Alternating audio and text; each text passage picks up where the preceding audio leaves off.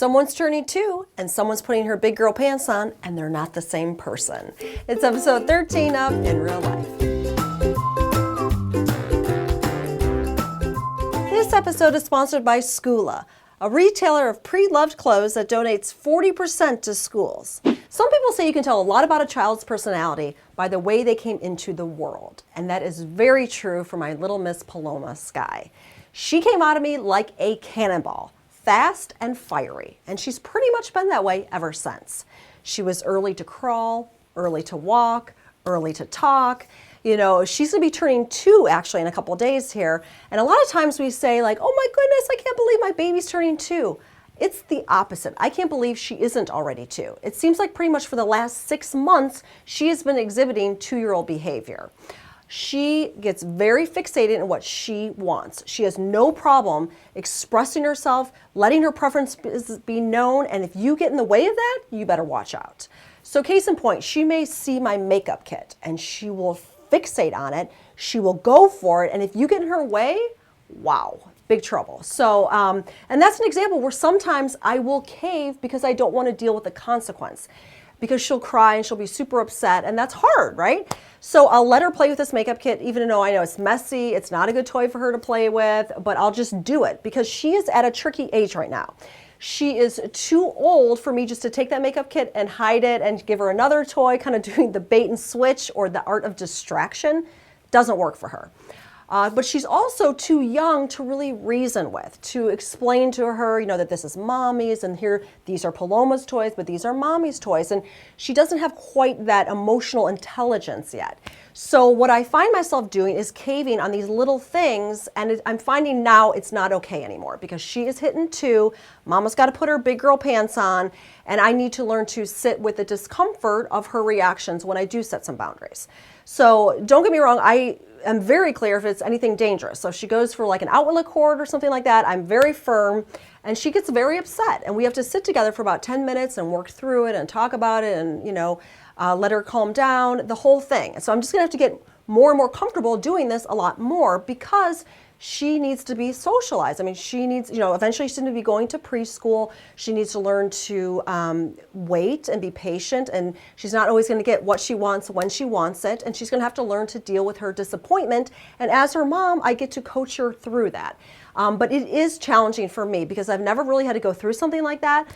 She is a strong-willed child, and it's uncomfortable. I don't like to see my child crying or being upset, or I don't really like conflict. And so I am learning a ton by having this experience and having her be my child. But I know that it's the right thing to do. We're both going to do it, and we're going to do it together.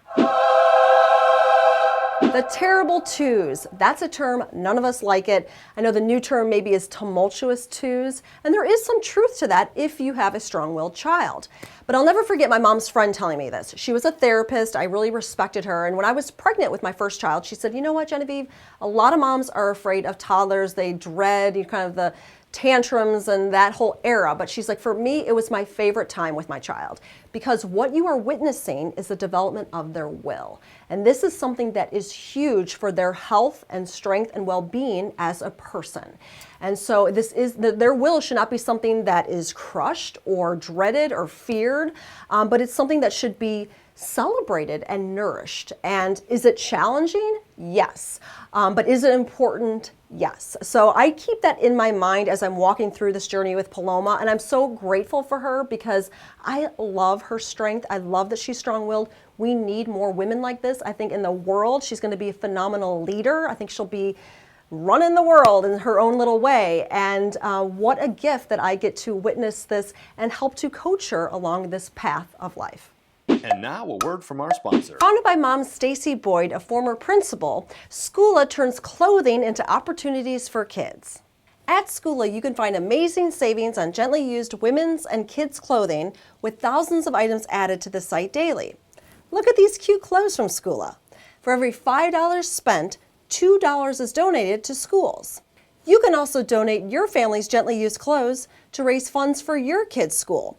Simply request a free donation bag and fill it with no longer worn, gently used clothes. Goodness knows I feel like I'm always wading through my kids' clothes because they grow so fast. Here's an exclusive offer for Mama National viewers. Get $15 off your first order at Schoola. Link in the video description below. Okay, here is this week's run. It started by going to the farmer's market and I got some organic raw milk and some raw cheeses that they make. Really tasty, not that expensive. So I got several of those and I'm really excited for this week's Real Plan dishes. I got some organic sweet corn. That's going to go into a Mexican dish we're making. Also organic spinach, some lettuce, some real spinach, some potatoes, organic. I'm making a leek and potato soup. So you can see the leeks there. Looks absolutely delicious with some chicken broth.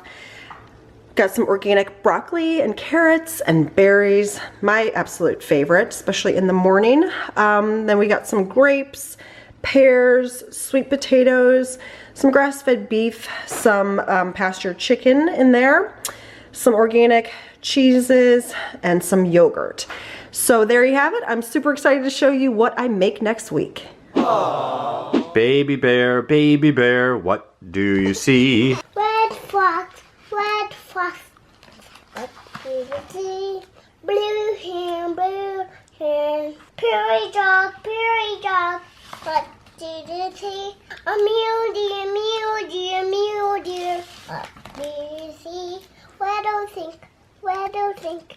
Where is the red fox? Where is the prairie dog?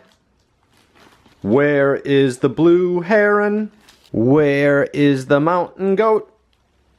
Good job, Paloma. How about you? Do you have a strong-willed child? How do you navigate that relationship? How do you set boundaries? What are your tactics? Share with me in the comments below.